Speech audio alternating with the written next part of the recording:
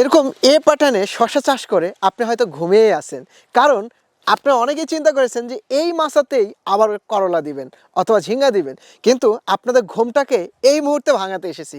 কারণ এই সুখের ঘুমটা আপনার থাকবে না যদি আগাম মার্কেটে করলা না নিয়ে যেতে পারেন। অর্থাৎ পরবর্তী ফসল করলা নিতে গেলে কোন টিক্সটা খাটাইতে হবে সেইটা নিয়ে কিন্তু থাকছে এই ভিডিওটি।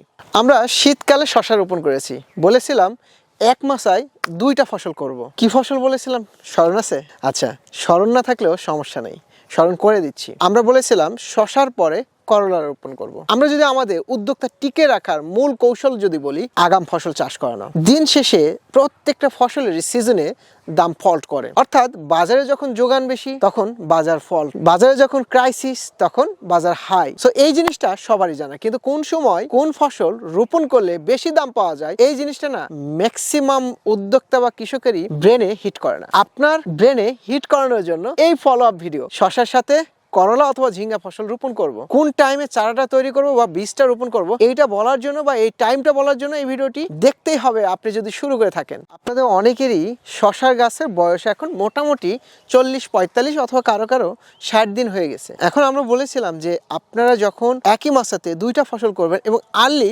করলা অথবা ঝিঙ্গার মার্কেটটা ধরবেন, তখন কিন্তু আপনাদের মাথায় রাখতে হবে কোন সময় করলা অথবা ঝিঙ্গার বীজটা রোপণ করবেন। এখন আসেন, যেহেতু আমরা জানুয়ারি মাসে এখন প্রথমের দিকে অবস্থান করছি, জানুয়ারি মাসে কোল ওয়েদারে এখন টেম্পারেচার মানে একদম কুল ইনজুরি যেটা বলে 10-এর নিচে নেমে যাচ্ছে বাংলাদেশের প্রত্যেকটা অঞ্চলে এখন ওয়েদার। সো এই মুহূর্তে বীজ যদি আমি ডাইরেক্ট মাটিতে দিই তাহলে আমার করলার চারা পাওয়াটা খুবই মুশকিল। আরেকটি ইস্যু হচ্ছে, যেহেতু আমি একই বেড একই মাসে একই মালচিং পেপারে আমি দুইটা ফসল নিব, সেই ক্ষেত্রে আমার করণীয় হচ্ছে যে আগে আমি শশার গাছটাকে সর্বোচ্চ পরিমাণ ফলন নিয়ে লাস্টের দিকে যখন যাবে তখন আমি করলার চারা রোপণ করে দেবো। আমার টার্গেট আগাম সিজন বাজারে সবার আগে করলা অথবা ঝিঙ্গাটা বাজারজাত করব। সো এই মার্কেটটা চিন্তা করলে তাহলে মিনিমাম আমাকে 1 মাস আগে এই প্রস্তুতিটা নিতে হবে। তাহলে আমরা জানি যে শীতকালীন শশা 3 মাস 3.5 মাস পর্যন্ত ফলন দিয়ে থাকে। তাহলে আমাদের যাদের শশার বয়স এই মুহূর্তে 40 দিন পার হয়েছে বা 50 দিনের উপরে, তারা কিন্তু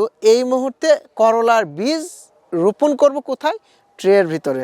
যদি আপনি এই ঝামেলা থেকে মুক্ত হতে চান, বীজের রিস্কে যাবেন না, কারণ একটা করলার বীজের দামই 3.5 থেকে 4 টাকা পড়ে। সো একটা জার্মিনেশন লস হইলে আপনার চারার রেট আসবে 8 টাকা। শুধুমাত্র বীজের দাম 10 গ্রামে করলা বীজের প্যাকেটে 45 থেকে 50টা পর্যন্ত করলার বীজ থাকে, যেটার বাজার মূল্য 220 টাকা থেকে 250 টাকা পর্যন্ত হয়ে থাকে। সো আমরা যদি চিন্তা করি যে একটা বীজের দাম কত, ভেবে দেখেছেন? যদি আপনি 40টা বীজ ধরেন যে আপনার পারফেক্ট জার্মিনেশন দেওয়ার মতো, তাহলে 40টা যদি 50টার মধ্যে 40টা জার্মিনেশন হয়, তাহলে জার্মিনেশন রেট কত আসে? 80%। এখন আসেন 80% লো টেম্পারেচারে নিয়ে আসা জার্মিনেশন এত সহজ নয়। সাধারণ কৃষক অথবা নতুন কৃষকদের জন্য খুবই ডিফিকাল্ট হবে। সো আপনি যদি এই ঝামেলায় না যেতে চান তাহলে কিন্তু ডাইরেক্টলি চারা অর্ডার করে চারা নিতে পারেন। এখন আসেন, করলার চারা রেডি হতে বীজ জার্মিনেশন হতে সময় লাগবে মিনিমাম 8 থেকে 10 দিন পর্যন্ত এই কোল্ড ওয়েদারে। আবার বীজ জার্মিনেশনের পরে এটাকে ট্রেতে দিলে এই চারা রেডি হতে সময় লাগবে আরো 15 থেকে 20 দিন। তাহলে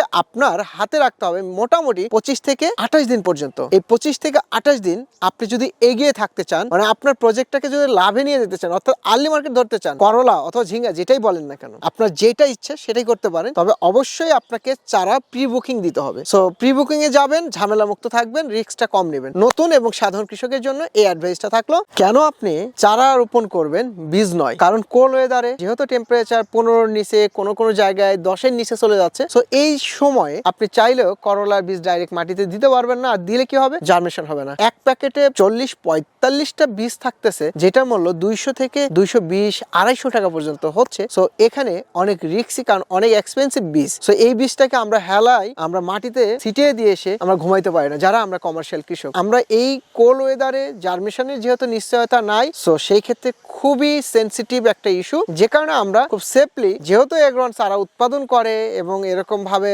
পলি হাউস বা নিয়ন্ত্রিত পরিবেশে চারা উৎপাদন করতে পারে, কোকোপিট বা ট্রের মাধ্যমে করতেছে, সো এই হ্যাজার্ডটা আপনার না নিলেও চলবে। খুব সহজেই এগ্রোওয়ানের কল সেন্টার ফোন দিয়ে আপনি কিন্তু এগ্রোওয়ানের পলি হাউস, নেট হাউসের ভিতরে নিয়ন্ত্রিত পরিবেশে এই সুস্থ চারাগুলো আপনার জন্য রেডি করা হবে। আপনার যে জায়গাতে শশা ছিল, শশার জমিতে আগে মিনিমাম 15 থেকে 20 দিন আগে যখন শশা শেষ হয়ে যাবে তখন আপনি করলা চারা রোপণ করে দিবেন। মাঝখান থেকে কি হলো, শশার ফলন 100%, করলা এবং ঝিঙ্গা পাইলেন আর্লি মার্কেটে। আমরা আসলে বলেছিলাম যে একই মাসে দুইটা ফসল নিতে হবে, একই জমিতে দুইটা ফসল, এবং পরবর্তী ফসল যদি আর্লি না নামাইতে পারেন বাজারে গেলে বাজারে কিন্তু আপনার ফল্ট করবে। এই আর্লি মার্কেট ধরার জন্য এই টিক্সটা আপনাকে মেনে চলা একদম বাধ্যতামূলক।